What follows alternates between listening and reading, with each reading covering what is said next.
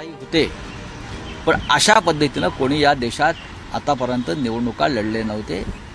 अशा पद्धतीनं महाराष्ट्रात लढले, अशा पद्धतीनं दिल्लीत लढले, याच पद्धतीनं बिहारला लढली जाईल म्हणून आम्ही आमची लढाई थांबवलेली नाही. पण काल देवेंद्र फडणवीस यांनी राहुल गांधींच्या पत्रकार परिषदेवर असं म्हटलं की दिल्लीत पराभव समोर दिसतो आहे, त्यामुळे ती पत्रकार परिषद ही लक्ष हटवण्यासाठी अजिबात नाही. क्रॉस फायर होतं.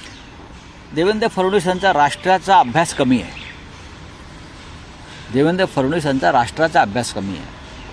त्यांना राष्ट्रीय स्तरावर काम करण्याची इच्छा असावी, पण जोपर्यंत अमित शहा आहेत तोपर्यंत त्यांना राष्ट्रीय स्तरावर काम करण्याची संधी मिळेल का याबाबत लोकांच्या मनात शंका आहे. ते दिल्लीत गेले स्टार प्रचारक म्हणून, पण त्यांनी प्रचार जरी केला नसता तरी हाच निकाल आला असता, कारण निकालच ठरलेला होता.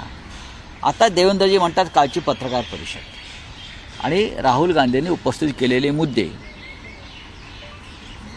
जर देवेंद्र फडणवीस यांनी राहुल गांधीचं 8 दिवसापूर्वीचं संसदेत प्रधानमंत्र्यांसमोर केलेलं भाषण ऐकलं असतं, संसदेच्या सभागृहामध्ये राष्ट्रपतींचं अभिभाषणावर राहुल गांधींनी हेच मुद्दे मांडलेले आहेत प्रधानमंत्र्यांसमोर, आणि तेव्हा प्रधानमंत्र्यांचा चेहरा खाली पडला होता, काळा ठिक्कर झाला होता. हेच मुद्दे आहेत.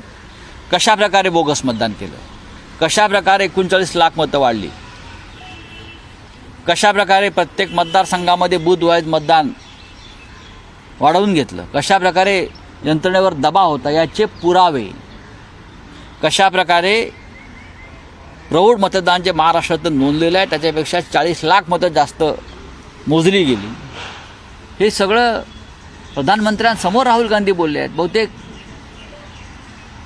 काही त्यांचा मनात भ्रम निर्माण झाला असेल, आजूबाजूला त्यांचे सगळे भ्रमिष्ठ लोक असले. संजय राऊत हे प्रतिक्रिया देत आहेत. दिल्लीच्या निवडणुकांवर तुम्ही मुद्दा